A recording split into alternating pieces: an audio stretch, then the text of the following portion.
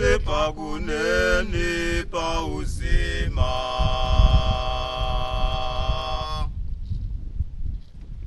Mwari mambo wangu, mazipa kuneni pachenyu mambo, gamuchira imupiro,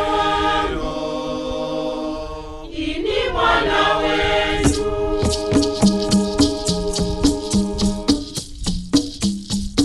Mazipa kuneni pauzima.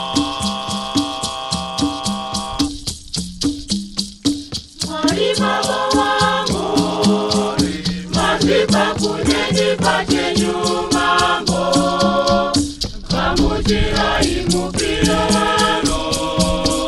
ini mwana wenyu.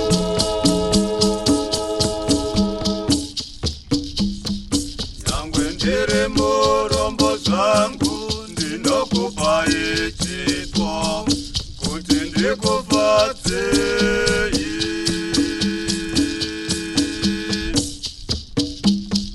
Ndinokupa kufunga kwangu, kuda na mabasa angu ose.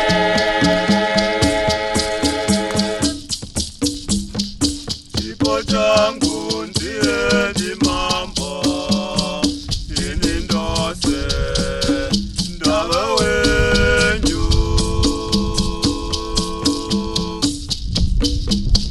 Ndinokupa kufunga kwangu, kuda na mabasa angu ose.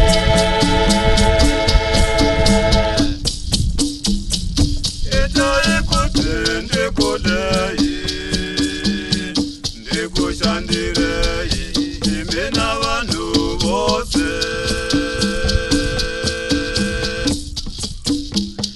Ndinokupa kufunga kwangu, kuda na mabasa angu ose.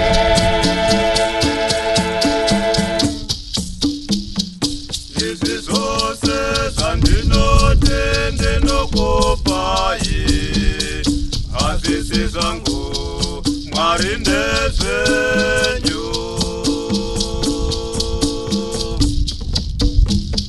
Ndinokupa kufunga kwangu, kuda na mabasa angu ose.